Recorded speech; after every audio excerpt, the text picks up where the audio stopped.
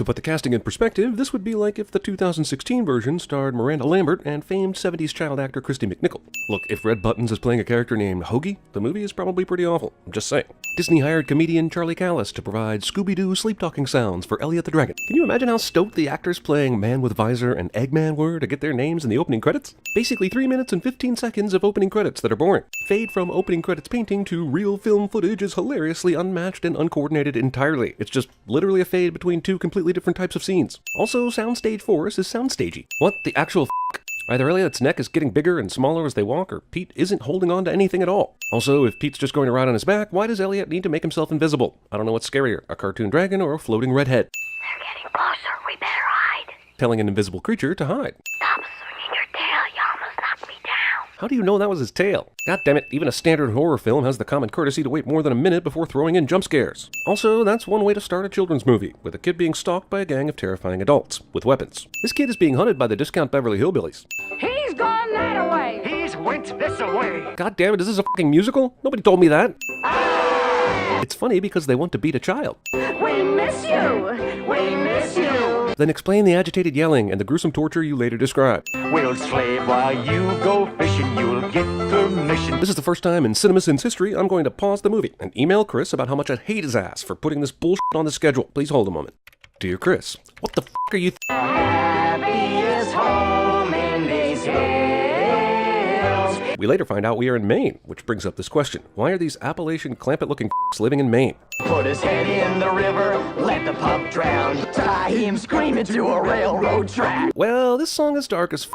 No wonder this kid starts seeing cartoon dragons after living with these assholes. Also, are they murderers? Why do they want him back so bad if they're gonna kill him? Choreographed redneckery.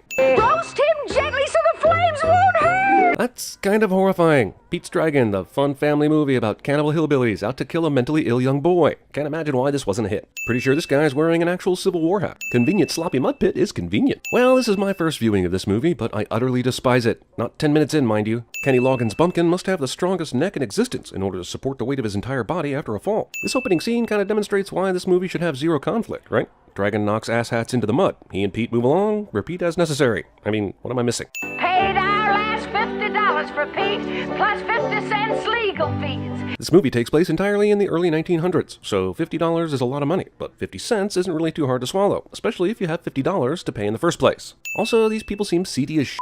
Why don't they just kidnap a kid if they want one so bad? This kid is excellent at hiding, but he's also got a dozen ticks by now, which he surely won't know to look for and remove, so basically Lyme disease is inevitable.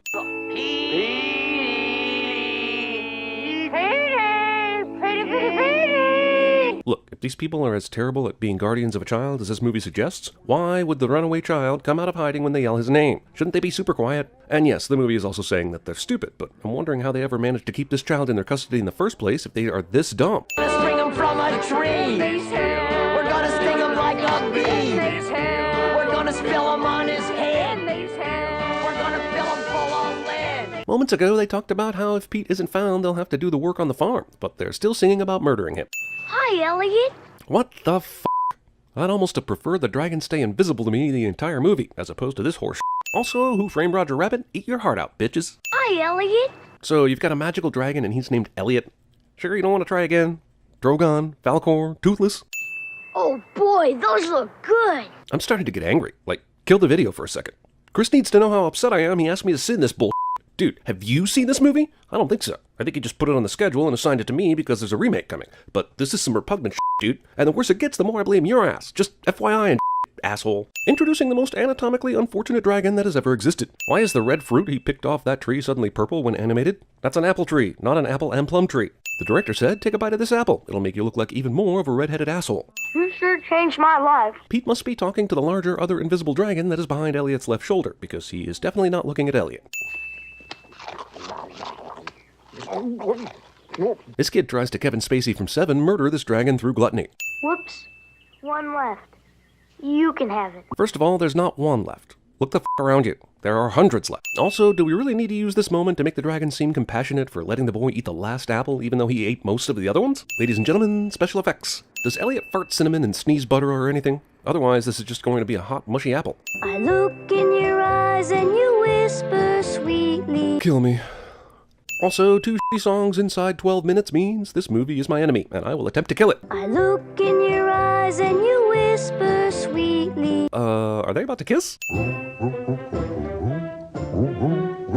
This movie is the result of one powerful person's late-night acid trip. That's the only explanation. Jesus Christ, I'd rather run laps than finish watching this thing.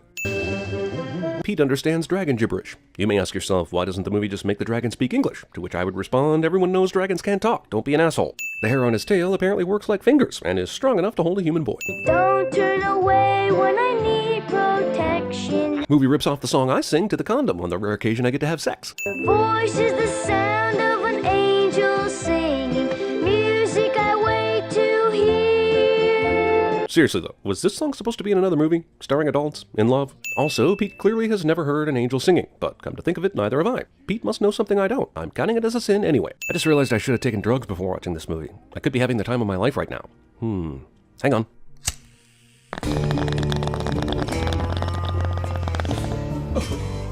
Yeah, no, that didn't help. When Elliot's in the shade, he loses color saturation. How the f*** is Elliot flying around right now? He should have to be carried around like Heimlich the caterpillar after becoming a butterfly. Has some quality. I'll buy that Pete is an orphan slave, and I'll buy that he has an imaginary dragon, but there's no way this kid can read. Elliot not only has the ability to make parts of himself invisible, but also can create skin around those parts when they would otherwise be exposing muscles, tendons, and veins, which would be too graphic to animate. Does the movie expect me to believe this sign is in the same place as this sign? Because it's not. Eggs, fresh eggs, get them by the dozen. This guy's trying to sell eggs at the doorstep of the farmer. Who the f*** are you talking to, dude? Save your voice. This guy doesn't yell at this asshole kid for doing this. Seeing these giant dinosaur footprints in the wet pavement doesn't cause mass hysteria, and the town burned Pete for being a witch and being possessed by a demon, and I'm not 100% sure they'd be wrong if they thought that. Where are you going? Down to that shop there where they sell balls of wood and corks? Pick me up a couple balls of wood, would you? Sure. This. I was telling my dragon not to bump his head on the sign. Why did you tell him to become invisible if you're going to run around town telling people he exists? You're not one of my pupils. She's just now realizing this. What school are you playing hooky from? This town has more than one elementary school. I knew it. That's just what this town needs. Another ignoramus. Instead of inviting this kid to join her class, she calls him stupid and then walks away. Giant bumbling Elliot has the sudden dexterity to lift her skirt and delicately put her undergarment on a nail, even though there's very little room for him to be in a position where he could do this in the first place.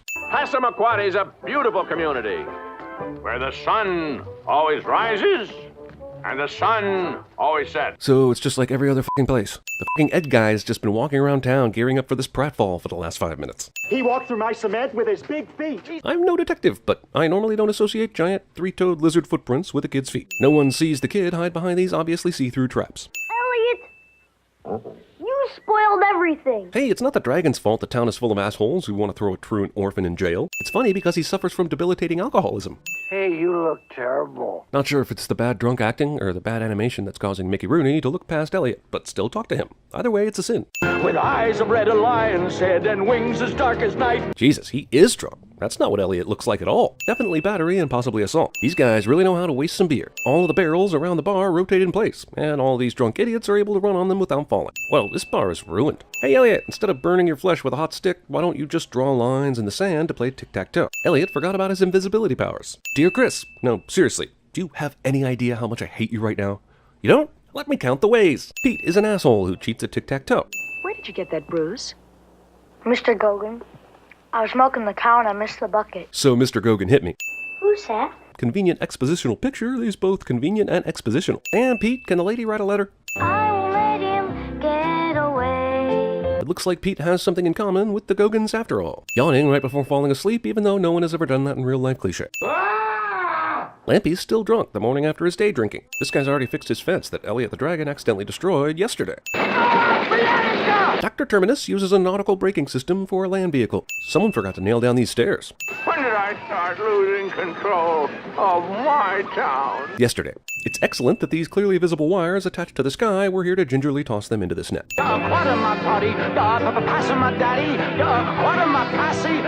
Terminus's assistant is asking him to keep trying, even though the jig is f***ing up. But now that there's so much more of you to love, That worked. I brought all these medicines back from Paris, France. That's funny, because I'm pretty sure that's the same bottle your assistant was holding before that said Oriental. Since he got these potions in Paris, the town suddenly forgets all the terrible things his previous potions did, even though they were just talking about them 45 seconds ago. I won't send them for using obviously fake money, but I will send them for using fake money that uses a mid-20th century design, when this movie takes place in the early 1900s, when dollar coins were much more common. There's no way that liquid... Oh, what the f*** do I care? Doctor.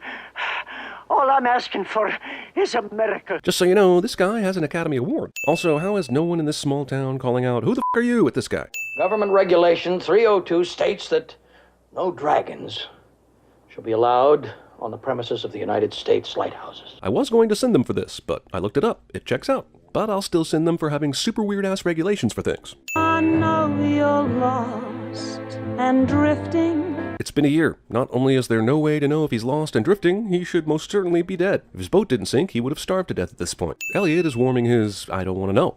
I don't want to cure anybody here. Well, that works out, because all your stuff is bullshit, right? With degrees from the Royal Medical College, London.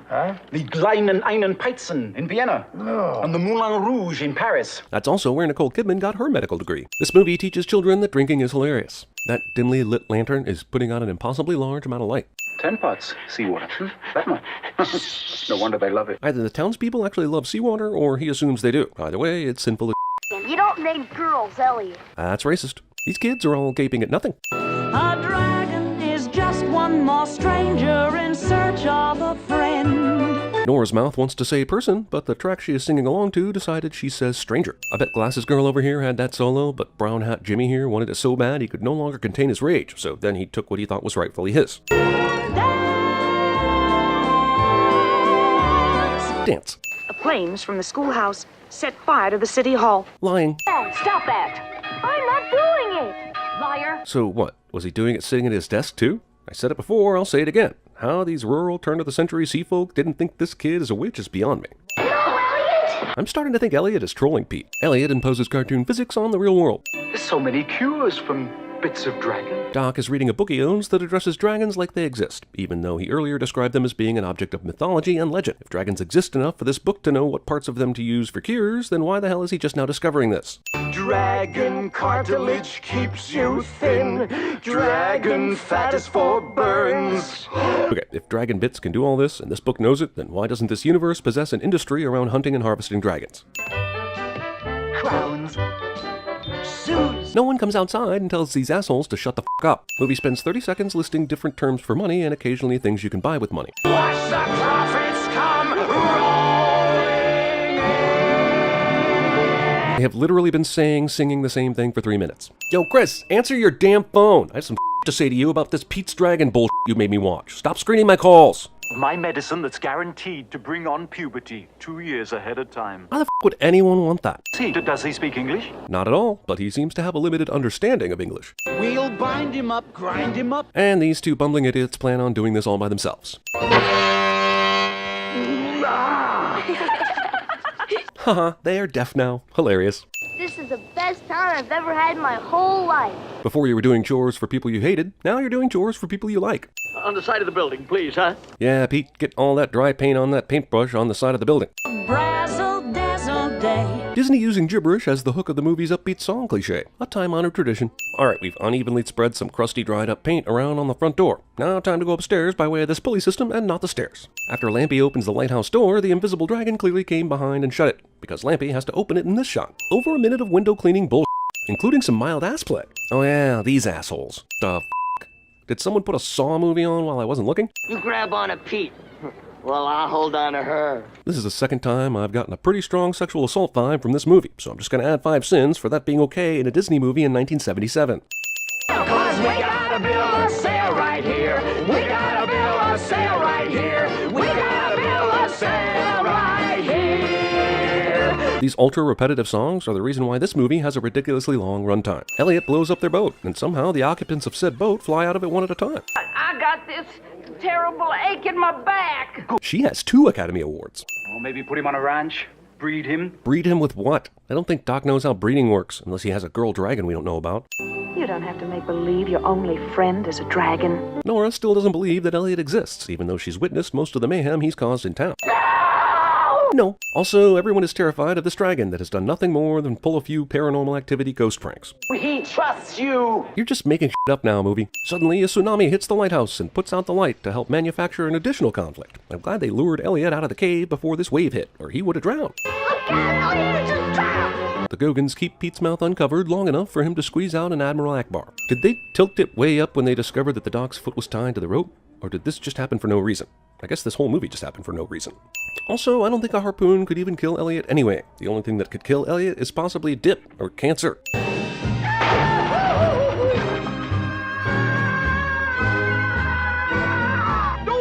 Some bullshit. On the day of shooting, they realized they didn't give the townspeople a reason to like Elliot, so they just came up with this shit at the last minute. Movie expects me to believe that Elliot fit through that door and can walk up those stairs. He's real. We've got 5 minutes left, and she's just now realizing this. Elliot is attracted to Nora, even though he's a different species.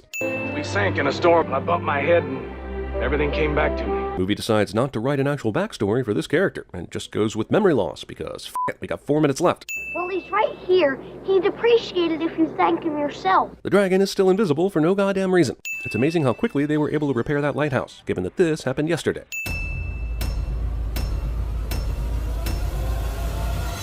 Please, my insides hurt.